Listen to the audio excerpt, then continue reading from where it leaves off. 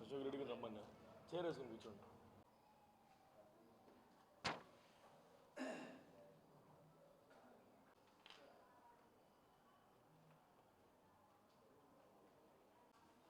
వస్తుందా లైటింగ్ వస్తుందా? Light collect అయింది ఎంత కలెక్ట్ అయింది.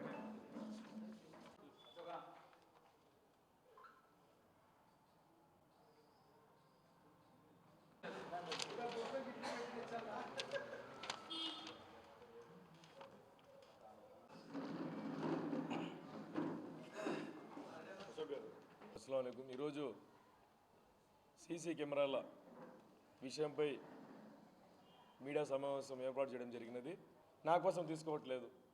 పోలీస్ డిపార్ట్మెంట్ వారు కోరినారు అన్నగారిని, సార్ మీరు పెద్ద రోడ్లలో వేయించినారు, చిన్న రోడ్లో కూడా వేయిస్తే బాగుంటుంది, ఎట్లా P4 విధానం మీరు మీ ప్రభుత్వం అవలంబిస్తుంది కదా, ఇది కూడా మీరే ముందుకు తీసుకెళ్తే బాగుంటుందని పోలీస్ డిపార్ట్మెంట్ కోరడం వల్ల అన్నగారు ఏం చేసినారంటే, ఇట్లా అడుగుదాం ఎంతనా రాని మిగతా డబ్బు నేను ఇస్తా అని చెప్పి ముందుకు వచ్చినటువంటి ఏకైక గొప్ప వ్యక్తి వాసన్న గారు.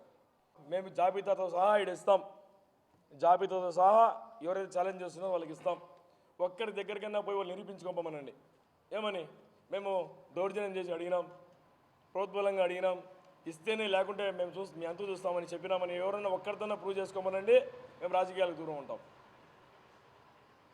అదేవిధంగా కోవిడ్ సమయంలో వీళ్ళు లక్షలు డబ్బులు వసూలు చేసినారు ప్రతి ఒక్కరి దగ్గర నుంచి. దీనికి సాక్ష్యం ఇదే. ఇది చూడండి, వీళ్ళు వ్యాపారస్తుల కాడి నుంచి డబ్బులు కలెక్ట్ చేసినారు. లక్షలు చేతిలో కట్టలు ఉన్నాయి. ఏం వీళ్ళకి సామాజిక స్పృహ లేదా? 20,000 కంటే ఎక్కువ డబ్బు తీసుకోవాలనుకుంటే చెక్ రూపంలో తీసుకోవాలని మినిమం కామన్ సెన్స్ లేదా? అంటే డబ్బు రూపంలో తీసుకుంటే మన ఇష్టం, మనం ఏమైనా చేయొచ్చు, ఎవరు లెక్కలు చెప్పాల్సిన అవసరం లేదని.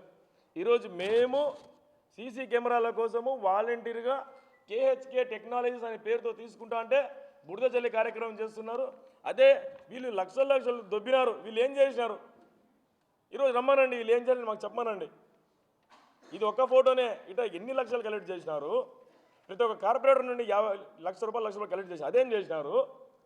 ఇది కేవలం ఒక్క వ్యాపారస్తులు ఇచ్చిన ఫోటోనే. ఇటు ఎన్ని ఫోటోలు ఉన్నాయో, ఎన్ని కోట్లు కలెక్ట్ చేసినారో, ఏం చేసినారు? రాండి, చర్చకు రాండి. మేము చెక్ రూపంలో తీసుకున్నటువంటి ప్రతి ఒక్క రూపాయికి మేము ఈరోజు జవాబుదారీ ఉందాం. మీరు ఇక్కడ చేసిన లక్షలు దొబ్బి తిన్నారు కదా, మీరు ఈ డబ్బుని ఏం చేసినారనేది చర్చకు రాండి, మాట్లాడదాం.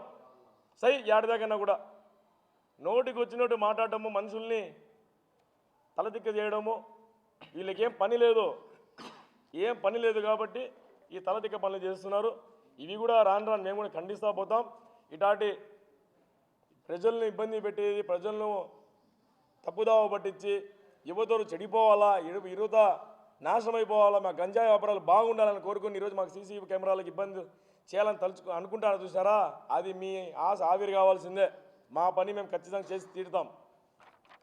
Thank you.